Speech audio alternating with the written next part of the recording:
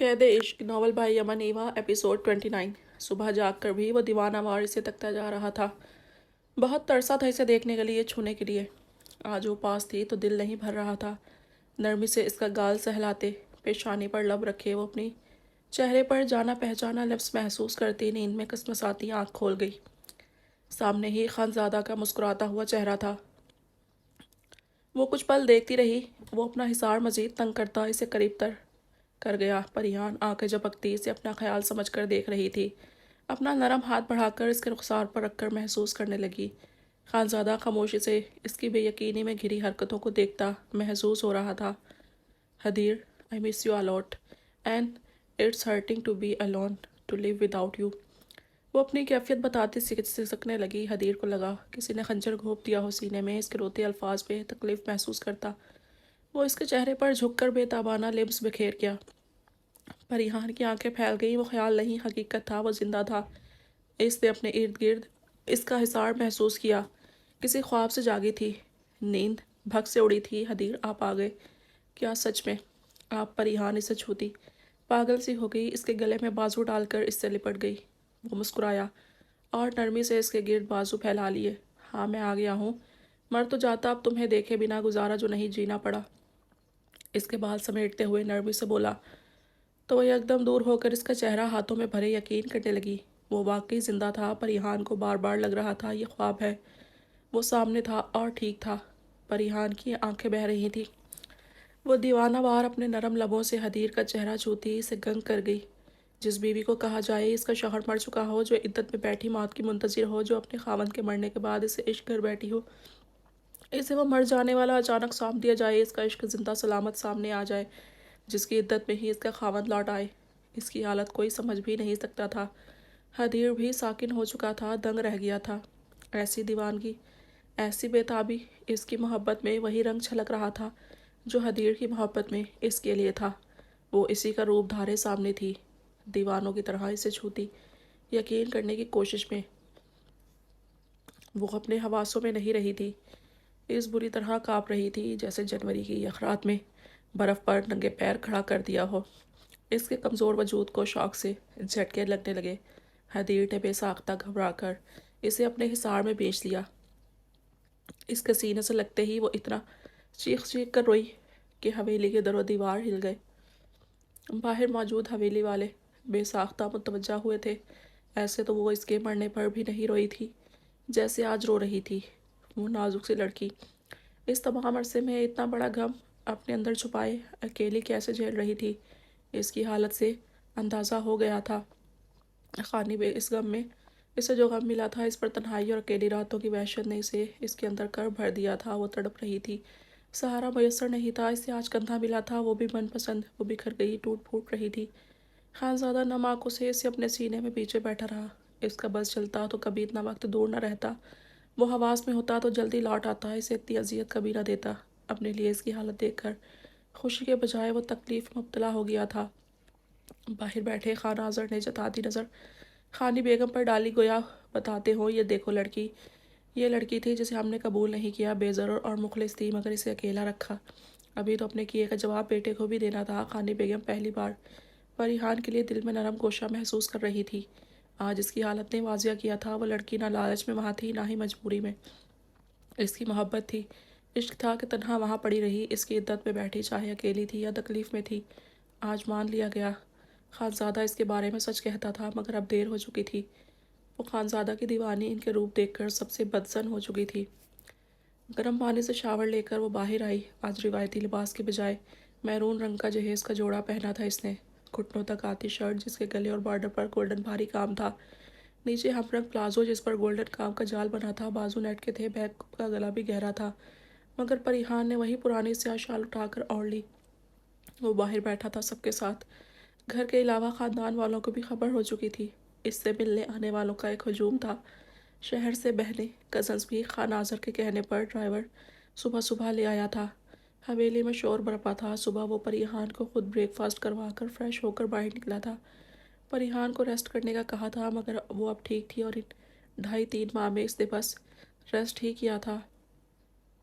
آج نہا دھو کر اپنی مرضی سے ہلکا پھلکا تیار ہوتی، وہ اچھا محسوس کر رہی تھی۔ मिरर में अपना अक्स देख कर मुस्कुराई। अभी इसने खानज़ादा को बाप बनने की खुशखबरी नहीं दी थी। अभी तो वो इस शौक से निकली थी कि वो लौट आया है।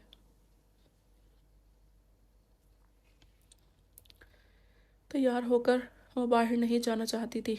इंतज़ार करती रही और वो अंदर नहीं आया। शाल उतार कर बेड पर एक तरफ पटक कर मुंह मुंह बना दी वहीं लेट गई। ईसा और मूसा दोनों को खान यूसुफ ने सुबह सुबह हवेली पहुंचने का हुक्म दिया था। वो दोनों नखरे करते हटकेलियाँ खाते उलझे हुए से जब हवेली पहुंचे तो लंच का टाइम था। मूसा तो सामने खड़े हदीर को देखकर भागता हुआ इसके गले लगता चीख पड़ा था। जिगर, ये क्या है यार, तुम जिंदा थे? कहाँ थे इतना वक्त? मूसा की आवाज़ जोर से कपकपा गई थी। खानज़ादा ने इसे थपक कर खुद से अलग किया था। सब तफसील बाद में, बस इतना सुन लो, जिसके लिए रोते रहे हो ना, वो मेरा जनाजा नहीं था। खानज़ादा की हंसकर कही वाली बात पर मूसा ने नाम आंखों से इसे देखा। कितना कर्बनाक वक्त गुजरा था।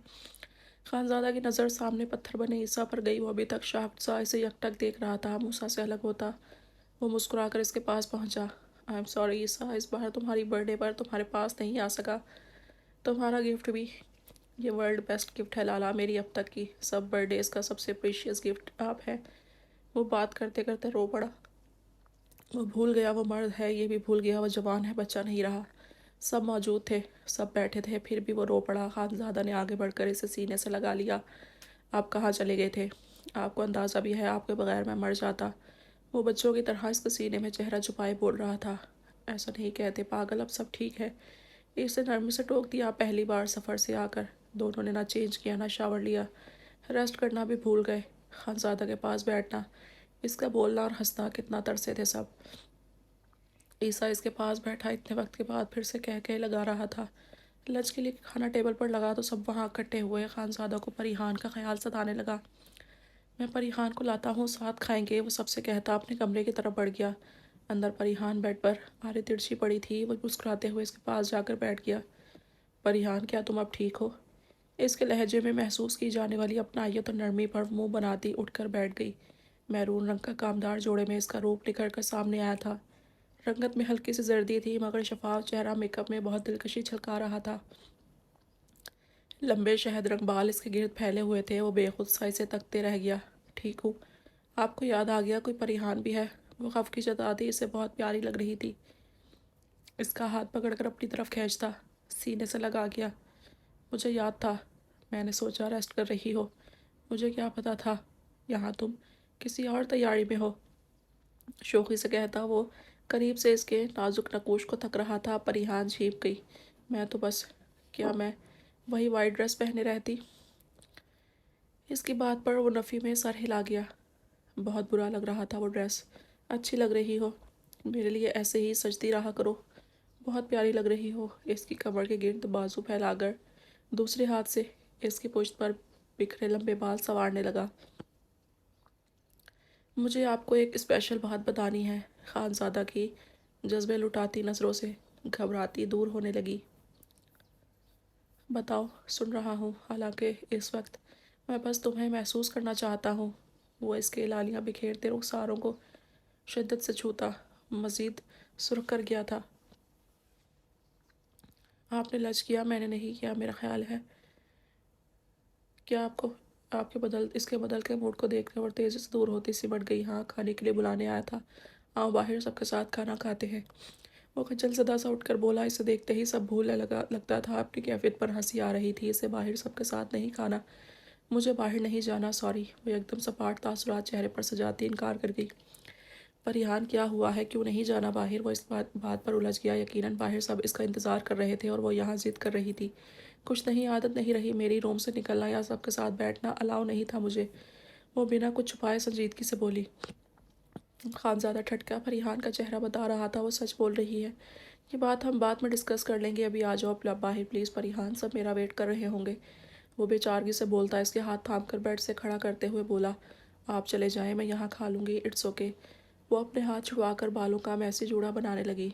मैं तुम्हारे बगैर नहीं जा सकता बाहर, मुझे अच्छा नहीं लगेगा परिहान। اس کے چہرے کے گرد پھیلی لٹوں کو کان کے پیچھے اڑستے وہ نرمی سے بولا، کیوں نہیں، گلجان مورے کے بغیر بھی تو سب کھا لیتے ہیں، میرے بغیر بھی کھا لیں گے۔ وہ کندھے اچکاتی گلجان کا ذکر لے آئی تھی۔ میں نے کافی کوشش کی تھی ان کو برابر بٹھا کر کھانا کھلاؤں، شاید وہ یہ سب محض نہیں چاہتی، اپنے روم میں اکیلے کمفرٹیبل فیل کرتی ہیں، ان کی پوری زندگی ایسے گزری ہے۔ میں سوری فیل کرتا ہوں بٹ دس از ٹروتھ۔ پریحان اس نے نرمی سے وضاحت دی۔ وہ سمجھ رہا تھا پریحان اس عرصے میں گلجان کے بہت قریب ہو گئی تھی، اسے لگا اس لیے کہہ رہی ہے کہ مگر پریحان باہر نہ جانے کا بس بہانہ بنا رہی تھی۔ میری بھی عادت بن گئی ہے اکیلے روم میں پڑے رہنا اور اکیلے کھانا۔ ہاں کم عرصہ تھا مگر عادت تو عادت ہوتی ہے۔ وہ اپنی تکلیف نہیں بھلا پا رہی تھی، یہ موقع نہیں تھا، پھر بھی وہ بول گئی۔ حویلی والوں کا لحاظ اس میں ختم ہو چکا تھا۔ اس تمام عرصے میں اس نے ان سب کی نظر میں اپنی جو اہمیت دیکھی تھی، اسے اندر سے وہ سب کاٹتا تھا۔